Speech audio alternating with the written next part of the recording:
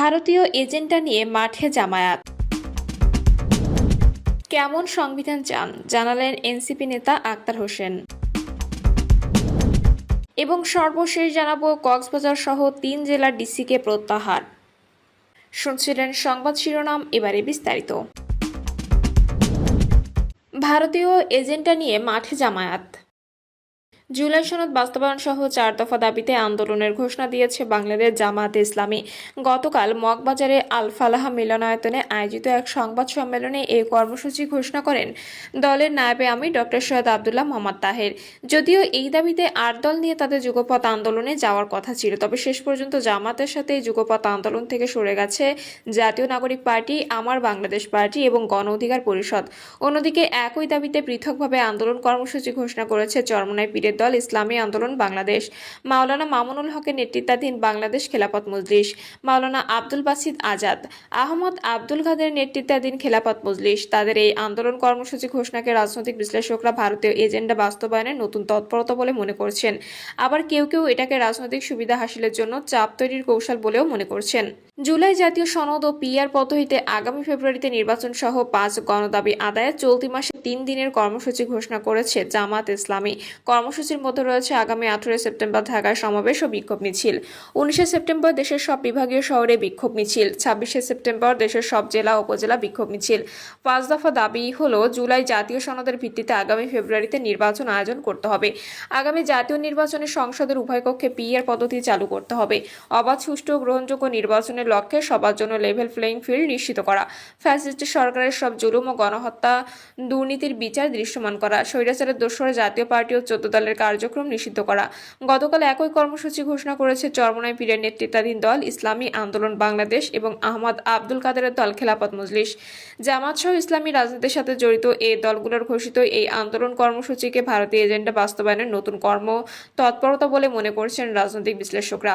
বিশেষজ্ঞরা বলছেন, ভারতের সেবা দাসী ফ্যাসিস্ট হাসিনার পতন সে দেশ কোনোভাবে মেনে নিতে পারছে না। তাই তারা শেখ হাসিনার পালিয়ে যাওয়ার পর থেকে অন্তর্বর্তীকালীন সরকারের বিরুদ্ধে নানান ষড়যন্ত্র শুরু করেছে। প্রথমে সংখ্যালঘু নির্যাতনের ইস্যুতে সরকারকে অস্থির করতে চেয়েছে। আন্তর্জাতিক অঙ্গনকে সরকারের বিরুদ্ধে অপপ্রচার চালিয়ে হেয় করতে ভারতীয় মিডিয়া মিথ্যা প্রচারণা চালাচ্ছে।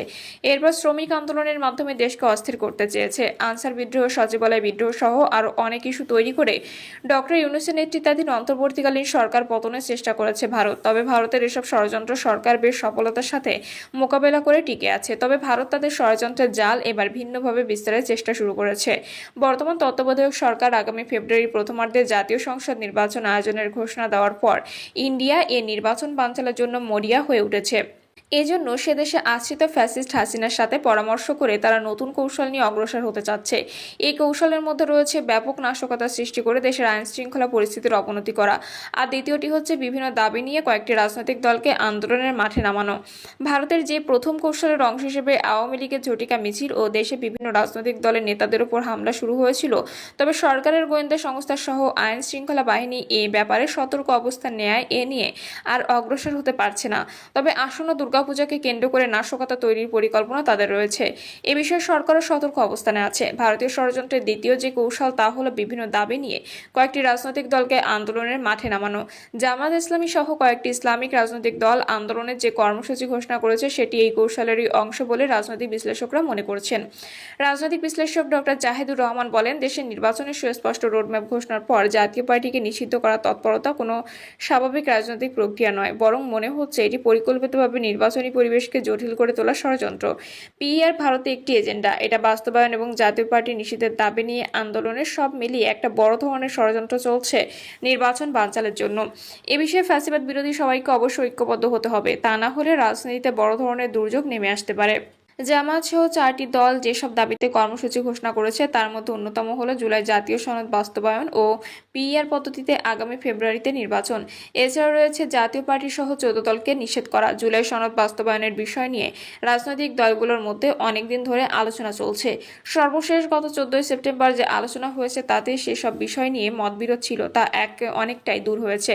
বিএনপি তাদের অনড় অবস্থান থেকে সরে এসেছে। জুলাই সনদ কেমন সংবিধান চান জানালেন এনসিপি নেতা আক্তার হোসেন।